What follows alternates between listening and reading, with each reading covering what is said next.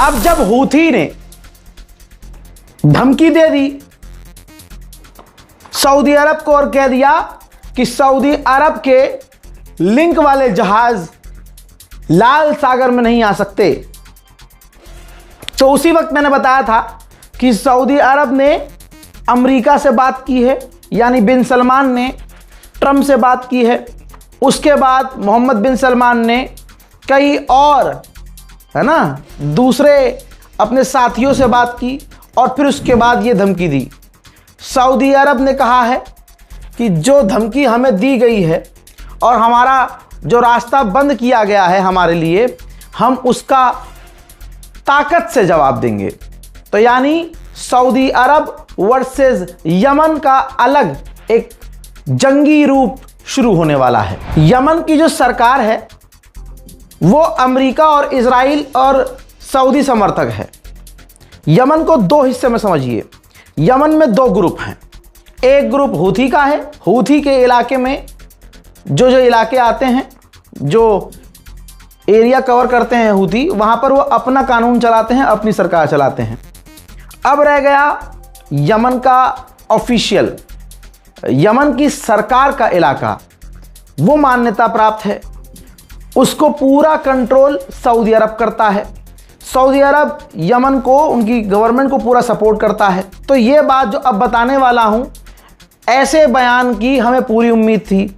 Yemen की जो सरकार है ऑफिशियल, उनके प्रधानमंत्री ने ऐलान किया है कि हमारे मुल्क के जो हूथी संगठन है विपक्ष की, ये लोग यमन को ईरान की जंग में घसीट रहे हैं। इसके बाद यमन के हूथीज ने एक वीडियो जारी किया है जिसमें हूथी के कमांडर ऐलान कर रहे हैं, नेवल ब्लॉकेज जो लगाया गया है उसका ऐलान किया गया है कि सऊदी अरब के खिलाफ हमने जंग का ऐलान कर दिया है, समुद्री रास्ते उसके लिए बंद कर दिए हैं, हमारा नेवल ब्लॉकेज शुरू हो चुका है। वहीं ईरानियन ऑफिशियल ने कहा है जो एग्रीमेंट किया गया था अमेरिका ने कोई पूरा नहीं किया है। हमारे पैसे अनफ्रीज करने का वादा किया था अमेरिका ने, लेकिन हमारा 1 रुपया भी अभी अनफ्रीज नहीं किया गया है। दोबारा जो ये जंग शुरू हुई है, चाहे छोटी मोटी कहिए, चोटें आई हैं अमरीकी फौजियों को। अमेरिका के एक ऑफिशियल ने कंफर्म किया है कि ये जो दोबारा जंग शुरू हुई है इसमें अमेरिका के 100 सैनिक घायल हुए थे, जिनमें से अब तो 95% ठीक हो गए हैं और दोबारा जंग के लिए जा चुके हैं। मेरे दोस्तों, मीडिया पर सामने आकर ईरान के ऑफिशियल ने फिर से रिपीट किया है कि हमारे लिए बहुत इंपॉर्टेंट है, लेवरेज है हमारा स्ट्रेट ऑफ हॉर्मुज, दुश्मन भूल जाए कि हम उसे छोड़ेंगे। अमेरिका के ऑफिशियल ने कहा है कि डोनाल्ड ट्रंप का मन बन चुका है कि हमें ईरान पर हमले करते रहने हैं। डोनाल्ड ट्रंप जब तक चाहेंगे ईरान पर हमला होता रहेगा। डोनाल्ड ट्रंप अमेरिकी जो फौजी मारे गए हैं उनका बदला ईरान से लेंगे। जो ईरान ने हमला करके एग्रीमेंट को तोड़ा है, डोनाल्ड ट्रंप हमला करते रहेंगे उसके जवाब में, जब तक ईरान सुधर नहीं जाता। एक बार फिर से रजा पहलवी हारने के बावजूद, गालियां खाने के बावजूद इंटरव्यू देता है और ईरान के अंदर फूट डलवाने की बात खुले में कर रहा है। कहता है कि ईरान के अंदर घुसपैठ जरूरी है ताकि ईरान के लोग बच सकें। किससे बच सकें? तेरे बाप अमेरिका से बच सकें। तो एक बार फिर से ईरानियों को भड़काने की कोशिश की जा रही है। हजरात मोहतरम, इसी बीच में यह खबर आती है कि 10वीं रात को भी अमेरिका के सेंटकॉम ने ऐलान किया कि हमने ईरान के ऊपर बड़े हमले किए हैं, जिनमें कुछ जगह खास है, जैसे सिरिक के इलाके में बड़े हमले किए, Bandar Abbas, southern Iran, Bushehr nuclear power plant, इसके अलावा Chabahar, Konarak, southern Iran, Qeshm island, इसके अलावा कहा जा रहा है इस्फहान, सेंट्रल ईरान, यहाँ पर हमले किए गए।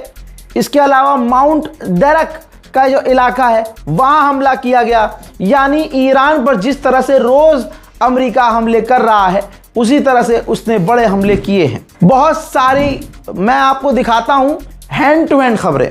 लिहाजा वीडियो इतने जल्दी नहीं आता है। एक वीडियो ईरान पर हमले का है, देखिए।